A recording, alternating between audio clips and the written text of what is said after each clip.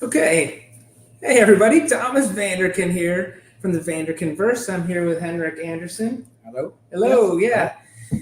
So we are at InStoreScreens here in Naples, Florida. It's a beautiful day outside, but we're here to talk about what InStoreScreens is doing and some of the cool technology, how this all came to be, what's next, and where we're going. So maybe we can start out, if we could, Henrik, just tell us a little bit about your company and how it came to be. Yeah. So InStoreScreen is about 20 years old now. It's like basically exactly about 20 years old, Okay. and it comes out from working with screens in point of purchase. So one of the key things when we started InStoreScreen is to figure out where do you get most impact on putting an LCD screen. Okay. So we did our first model, what I said is motion media at the point of purchase. So most time when you put screens in any type of retail environment, you put them so far away from the physical product. I mean, you can go into a supermarket and you come inside the door. There's a big 55-inch screen. When you see it, it says, "Buy one ketchup, get one free." Yeah. But you're like at least 7 minutes walk away from the physical product. Okay. That's where I see it's like So, so you wanted to get the screens closer to the product. closer to the product. So Okay. we've been working everything from like a small 2-inch screens up today to like very large screens. But the whole key concept is to get closer to the physical product or closer to the physical message. Well, I definitely saw that. I was in. I'm here in Naples, and just across the parking lot from the headquarters here of InStoreScreens, there's a grocery store where there's screens everywhere. Everywhere. But yeah, you walk in, but there's headers above, but then right down next to the product, on the shelves, there's the price with the screen there too on the shelf screen. Yeah, so we integrated into standard retail environment shelves and replaced the printed natural headers that you see in a retail store with LCD screens for a quicker messaging. Also adding like AI to it, so we have like visual analytics. We can see how many people walk into the store, where they're standing, how long time they're standing there. They're females, Right. males. Yeah. Well, I was able to use the screen behind us. You just showed me a demo of I walked up and it had half of my face with the makeup on, half of my face without the makeup on. A little bit scary. I look great. You should go buy that makeup. Yeah, exactly. So I noticed that a lot of the screens are powered by a Lenovo little computer behind the screen, can you tell us a little bit about your partnership with Lenovo? Yeah, so about 7-8 years ago, I moved to US 10 years ago. When I moved here, I was very connected to Avnet. So we worked very closely with Avnet. I run most of the embedded solutions inside of Avnet. Came here, met a guy called Paul Burke, who's the director of sales of the OEM. And we started to talk about how we can bring OEM to the next level. Not only like smaller modifications, instead of like listening to the customer and get them close to what they want, instead of like offering them what we have in stock. Okay. So it's more like outside in sales instead of inside out. That's what we want to do, and that key concept of like OEM. Listen first, tell them what we have, instead of like sending a lot of data sheets. Right. We started to work partnership up, and for about 4 years now, we are exclusive to Lenovo. So all our products can only be bought by Lenovo. From Lenovo. I noticed, like, one thing you said about outside in. So it's basically the customer driving the requirements for the screens. So look at the traditional buying of like an LCD screen or a computer. You call in, there's an internal rep answering. He said, "I need a computer." Okay, we have this model, and this model. Here's the data sheets. Right. We want to change that. And they call in and said, "What are we going to do with it? How are we going to use it?" Yeah. And then it could be so simple that we already have it, or it could be as we have to figure out how can we build together those components so it's perfect for the customer's request. Yeah, I imagine I'm just thinking of, think of Lenovo selling one computer to one employee. You're basically selling one screen to one shelf in the store. The quantities, the volumes must much, be really, much bigger, but also more requests. I mean, it's everything from like right type of weight. How do you clean it? I mean, we put like Gorilla Glass on top of basically all our screens. And people say, why do you do that? None of your competitors are doing it. I said, you don't want to clean the screen? I mean, a regular, like if you say like a laptop screen, if you take Windex and put it on it, could make it like 1 or 2 times, then you're starting to get it blurry. It gets blurry and dull, kind of foggy. You kill the whole surface because it's an acrylic surface, and acrylic cannot take any any type of cleaners. And also, if you push very hard on your laptop here, you will crack the screen. And everybody knows that the retail environment or any type of like external environment, except your home, you have to have some kind of protection because it's quite expensive products. Yeah. No, I can tell that just by walking around, and hopefully we can show some of the screens here. They're pretty amazing, the technologies you have here. Where could I go to see some of these screens in action? Is there a store that has them installed? We could go see a demo? Yeah, so in Naples, we have 2 stores that we use as demo rooms. Okay. We have the Food and Thought 2 here in Vanderbilt and Airport Road in Naples. Okay. We have Seat to Table, that's in Immokalee, what's the other road? Livingston. Okay. And then we also have a huge deployment that is almost ready now inside of Whole Foods and Amazon Go and Amazon Fresh stores. Oh, right. Okay. So either come to Naples and see a couple totally built out locations, or go to an Amazon Fresh. Just go to Amazon Fresh and see their screens there. Okay. You mentioned you've been doing this for 20 years. How did you get into the in-store screens business, or what motivated this? So I worked at Sony Ericsson before this, and from Sony Ericsson, we got a lot of requests of like, we want phone-sized screens to be inside any type of advertising environment. So you're looking at the first product we ever built. I will take it down so you can see it. So this is the first product. It's almost 20 years old. And this we got from request from Diageo, Johnny Walker. They wanted to make a product that could go into travel retail. Shouldn't take up too much shelf space. We could get maximum 2 facings. Okay. So we took 2 of the boxes of Johnny Walker, made packaging. We even used tooth gold to put the real gold because that was very, very, very, like they wanted it to be very elegant as the box. So this is like an 8-inch, very, very, very old device, but it looks like a twin box of a Johnny Walker. All the way from that to look at this round screen over our shoulder. That's incredible. Yeah. Yeah. How did that come?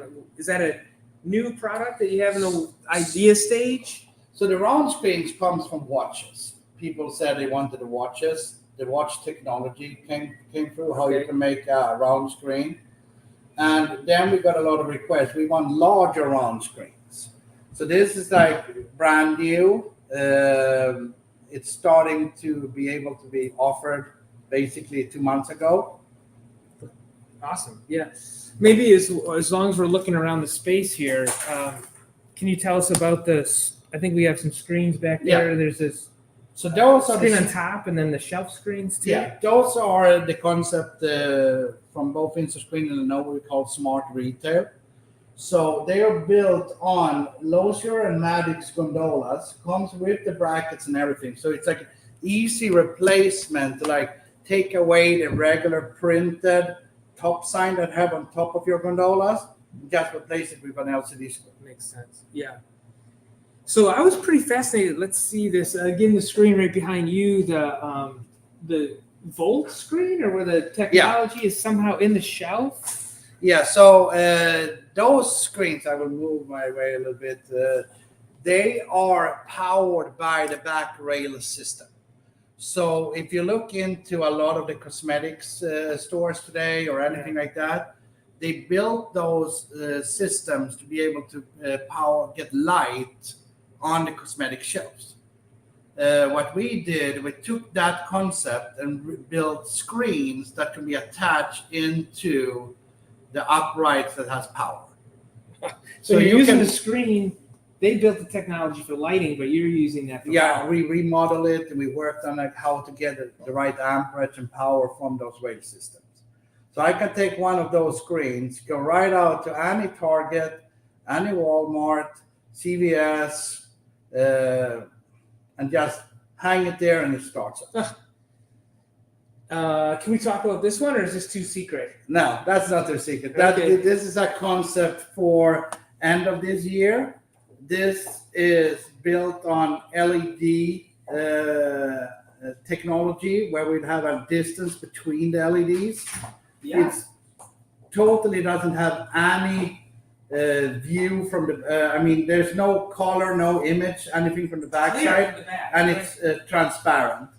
This is the technology we're working on, like adding on like shop windows or C-stores or even like fast food restaurants to replace the printed posters they have. Yeah, you can see perfectly from behind. And a unit like that would work for about 10 to 15 years.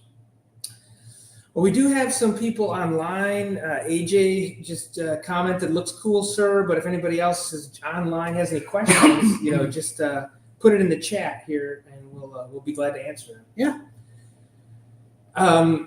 So I'm looking around. Here's another example of a screen. This looks like a napkin holder, maybe with a screen on the front of it. Yeah. And on top of refrigerators. Let's see what this one is. Yeah, we've got coolers with screens on top. Are these your ideas or customers asking about these? Yeah, so this is the whole concept of like getting the product close to the physical product. So here we basically manufacture a screen that can replace the plastic header on top of the cooler. So this is like a super retrofit. It takes 5 minutes to replace on any of the standard refrigerators in retail. Pop it up, put a new one on. Where does the content come from that's on the screen then? Does each individual store do that, or is it managed by you or by It's managed remotely across the world. So if we look at the stores we have here, Seat to Table is managed out of Costa Rica. So they are building all the content, everything, all the menu boards, everything is like built, graphical, and everything is sent to the screen from Costa Rica. I would think a lot of the content would be advertising maybe for the product that's on display. So let's say you got Doritos on the shelf. Do Doritos fund the content advertising, or the store? How does the funding model work? That is where it all started. If we say like that, it was the brands that wanted to get more impression. Yeah, like Johnny Walker. Yeah, and also you had like washing powder and so on. Yeah. Want to show. But I said, if we look at the people who buy it, they ask me, where can I get most out of putting a screen in retail? Yeah, it's gadgets and tools. Gadget could be a new type of cornflakes that's healthier. That could be a gadget. The gadget, okay. Yeah, because it has something that you cannot explain on the physical product facing. Yeah, I get it. Yeah. Sometimes it's just so hard to convey the benefits of your product on a box, right? If you had a little moving video, you can really do gadget, show off the benefits of the product. Yeah. So we did, for example, for like different type of butters, we have done screens in refrigerators where they explain, for example, adding different type of vitamins or stuff into the butter, it's healthier. And all right. So if you need to explain something, it's really easy to do it with a screen. Yeah. That's how everything gets started. And tools, of course, if you have like a power tool, you repair something in your home, you go to Home Depot, you look at it, say, that's exactly what I need to do, and you buy the tool.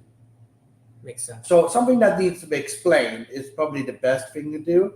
Then you have, of course, impressions. Like if you go for like Doritos or Coca-Cola, all of them, if you can get them a feeling of that, this is what I want. For example, like pouring the Coca-Cola into a glass with ice. It stands on the shelf in a 2-liter bottle.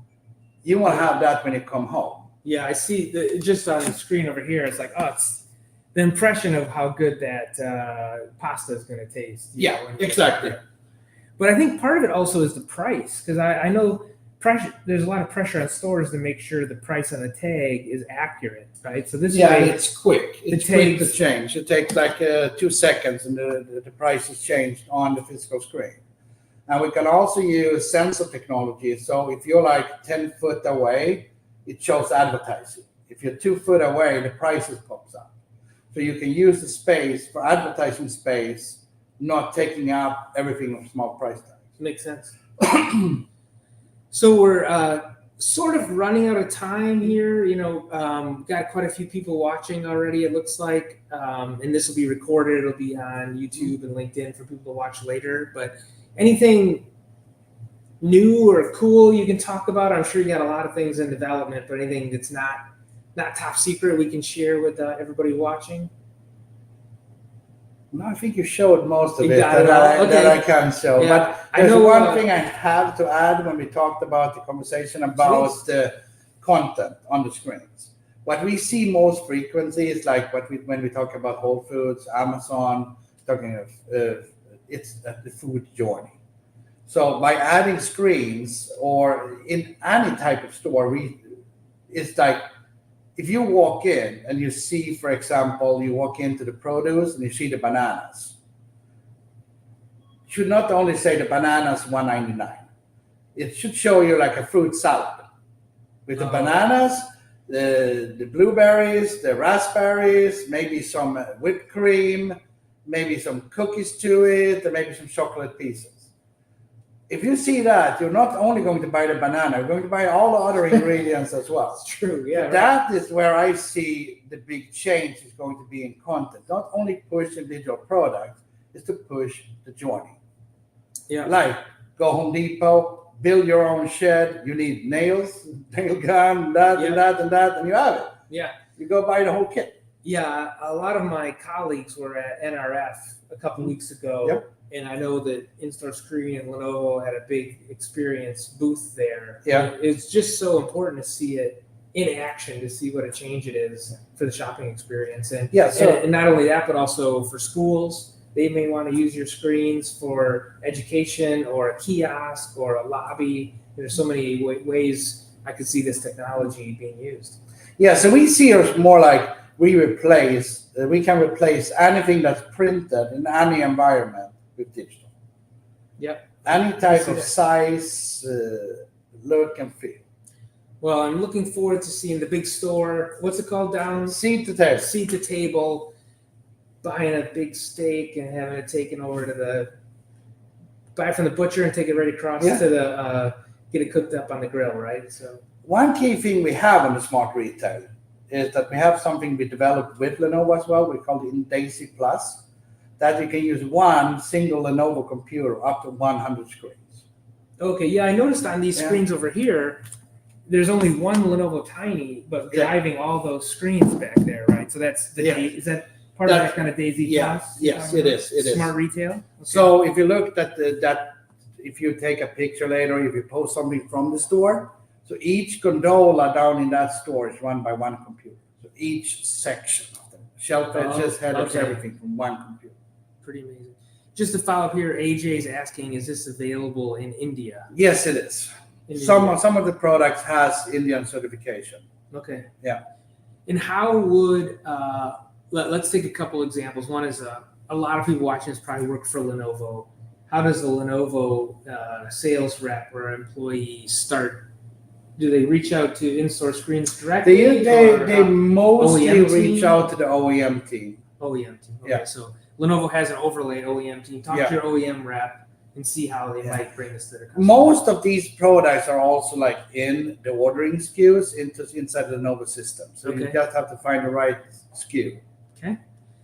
And if I'm a customer who might be interested in these, reach out to my Lenovo rep, or how would I start this conversation if I want to learn more about? Yeah, reach out to your Lenovo rep and said about the OEM offerings. Okay, so reach out to your Lenovo rep. And you can also look at like InStoreScreen's website. You can also reach out to us and we will guide you the right way. Okay. You can reach out to you. You can guide us very easily here. Yeah. Okay. Reach out to me. Send a note on YouTube or LinkedIn, and we'll get you connected, I guess. Yeah. I think that's it. Christine, anything else? Anything you want to add? No? Okay. So I think that was it. We had some pretty good attendance. Look for the replay on YouTube and LinkedIn. There's Christine. She's your director of sales here at InStoreScreen. So that's it. Thanks, everybody, for joining. Thank you. Bye, everybody. And stream.